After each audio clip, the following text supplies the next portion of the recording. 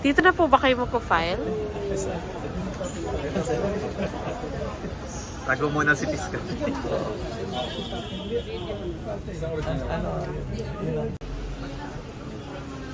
Yung listahan ng gusto nyo maisa. Okay. Lahat ng hindi na kayo. Ayan, baka pwede pong mapicturean namin.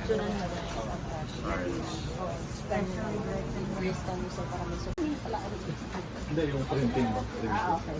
Dalawang sir. Okay.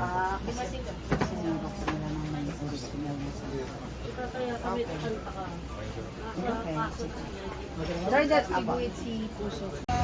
Sige po, Ma'am Jaja. Explain nyo lang ano po yung final nyo ngayon.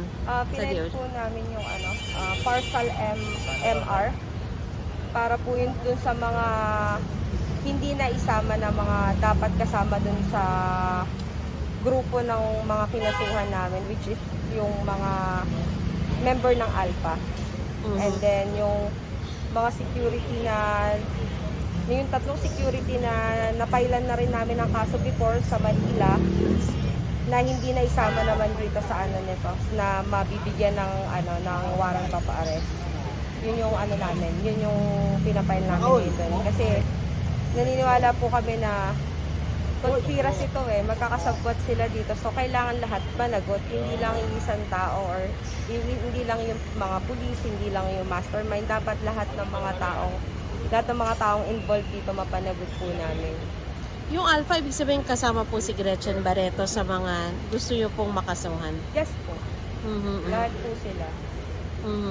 Sa inyo po kasi sa personal ninyo na yun nga sangkot din yung mga hindi nakasuhan.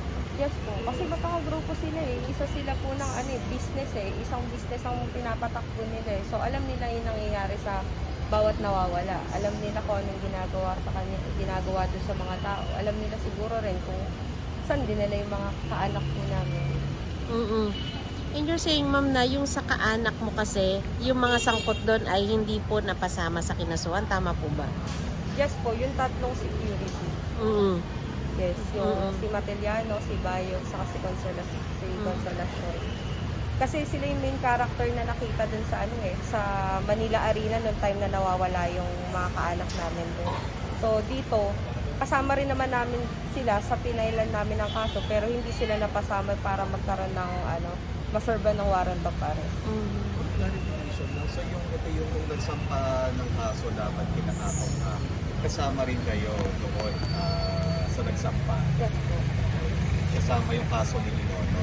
Yes po. So, ibig sabihin, di ba po Batangas and Laguna yung so far merong recommendation for case? Ibig sabihin yung sa inyo, yung sa Manila Arena, hindi covered? Ganun po ba yan? Hindi po. Kasi parang pinagsama-sama na po siya Parang ginawa na siyang isang filing na lang po na case. Kasi iisa lang naman daw po yung mastermind. Isa lang din yung pattern ng mga pagkawala ng mga hinahanap po namin. Pero for Manila Arena, may mga personalities naman po na napasama na rekomenda. Yes po, tatlo lang din. Kasi 6 na security guard yun Yung tatlong security guard na isama, yung tatlo, hindi. Okay. How about po yung mga anak niya to? Yun din po yung inaano namin, ba't hindi rin sila napasama kasi based naman po kay Don kasama po sila dun sa mga plano rin. Kumbaga, parang meron din sila participation dun sa ginawang krimen na yun.